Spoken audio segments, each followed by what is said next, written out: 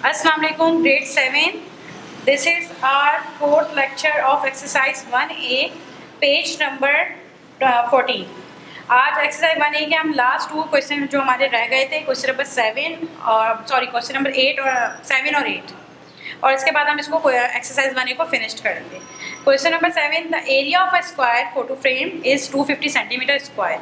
Find the perimeter of the photo frame leaving your answer correct to 1 decimal place. यानी एक photo frame का area of square आपको दिया हुआ है 250 सेंटीमीटर स्क्वायर, आपको उसका पैरीमीटर निकालना है. तो आपने डेटा बनाया एरिया ऑफ स्क्वायर 250 सेंटीमीटर. जब पैरीमीटर के लिए आपको लेंथ चाहिए वो भी फाइंड करनी है और पैरीमीटर का स्क्वायर भी फाइंड करना है.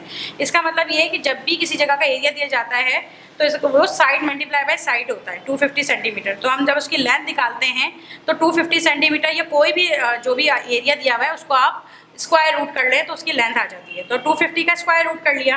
अब 250 का कोई परफेक्ट स्क्वायर नहीं होता, मैं इससे पहले भी आपको बता चुकी हूँ. जब परफेक्ट स्क्वायर ना हो तो हम एस्टिमेट करते हैं, यानी क्लोज वैल्यू लेते हैं. ये क्लोज का सिंबल है.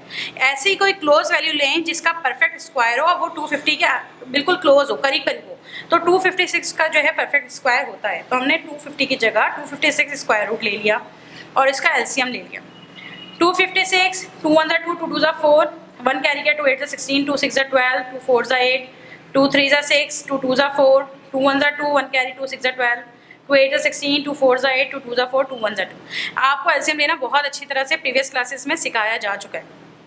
आपने क्या किया, ये सारे फैक्टर्स जो है यहाँ लिखे और सब पे 2-2 के ग्रुप बना के स्क्वायर कर लिया. अब आपने क्या किया, ये आपको मैं पहले ही भी बता चुकी हूँ कि ये स्क्वायर रूट की वैल्यू 1/2 के बराबर होती है, इक्वल होती है. तो आपने सबके 2 कैंसिल, स्क्वायर कैंसिल हो गए, अब सिर्फ 2 बचे. 2 2 4, 4 2 8, 8 2 16. तो ये 16 सेंटीमीटर हमारी लेंथ आ गई इसकी. अब आपने पैरीमीटर निकालना है तो जो साइड आई है हमारी 16 सेंटीमीटर उसको 4 से मल्टीप्लाई कर दें तो पैरीमीटर 64 आ जाता है. ठीक है, ये हमारा स्क्वायर रूट था. अब हमारा question number 8, the volume of a box in a shape of a cube is 2197 centimetre cube. ये क्वेश्चन नंबर 8 है हमारा. Find the area of one side of a box. अभी जो मैंने लास्ट क्वेश्चन किया था वो स्क्वायर रूट का था, ये हमारा क्यूब रूट का है, इसलिए मैंने दोनों एक एक क्वेश्चन करवा दिए.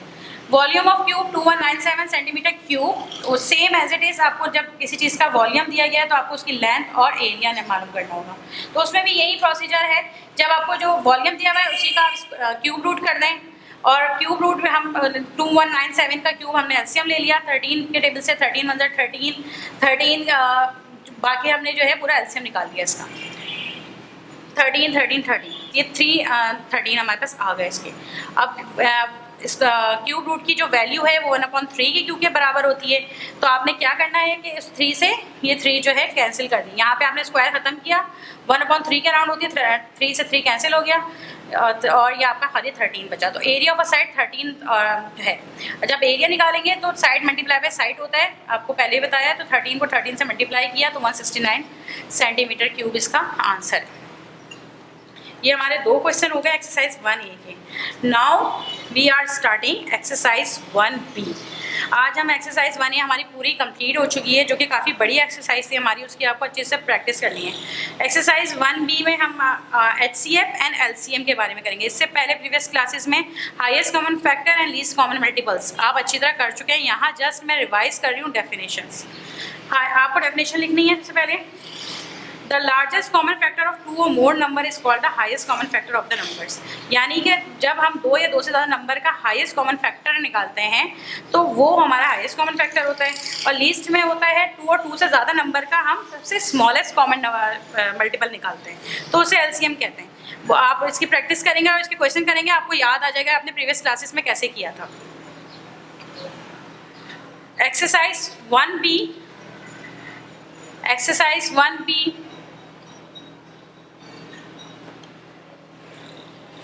Exercise 1B, page number 21. Now we are starting exercise 1B. Question number 1. Find the highest common factor, means HCF of each of the set of a number. तो आपने सिंपल 12 और 30 था, 12 और 13 का अलग अलग. HCF में आप अलग अलग LCM निकालेंगे. 12 का अलग निकाला है, 13 का अलग निकाला है. 2 6 12, 2 3 6, 3 1 3. 2 1 2, 2 5 10, 3 5 15 और 5 1 5. दोनों के आपने 12 और 30 के फैक्टर्स यहाँ लिखे और फिर पेयर बना लिया. जो सेम थे उनका 2 ये था और एक पेयर ये बना, 2 और 3.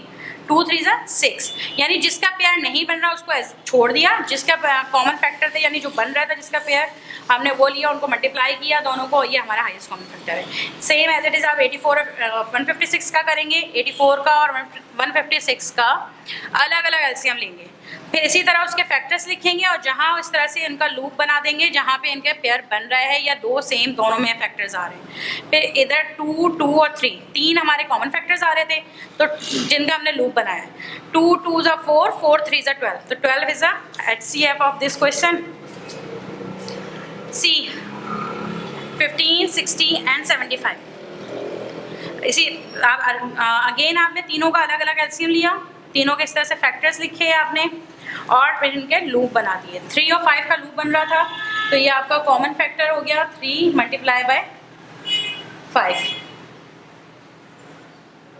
3 5 ज़ा 15, 15 इज द आंसर।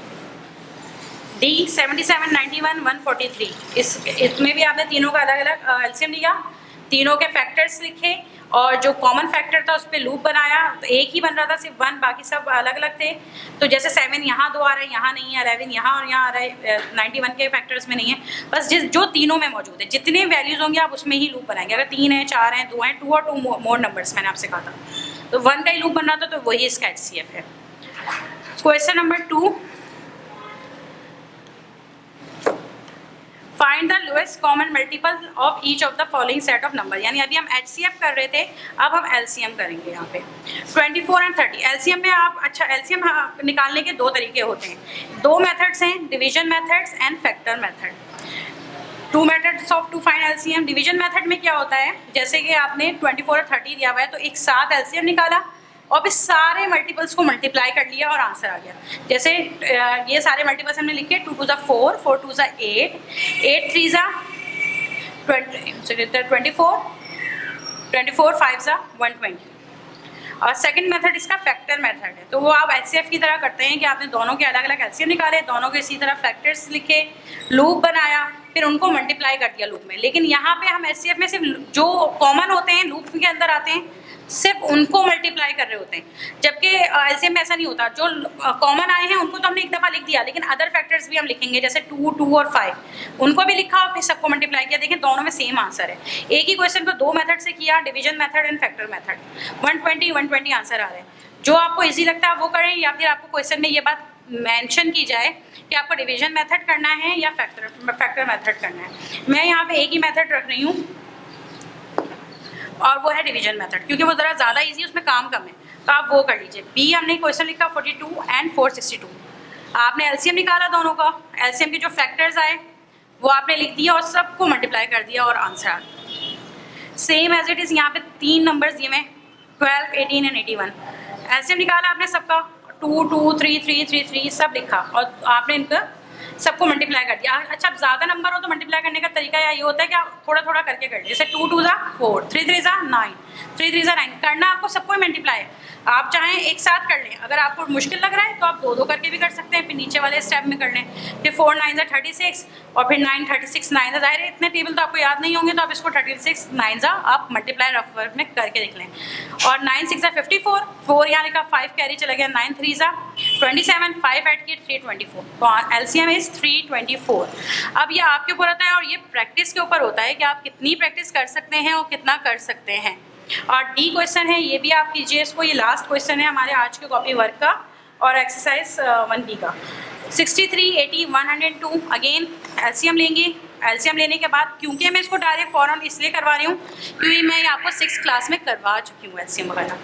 फिर आपने LCM लिखे, फैक्टर्स लिखे, सबको मल्टीप्लाई किया and then your answer is 85680। Thank you, और आप इसका कॉपी वर्क कीजिए।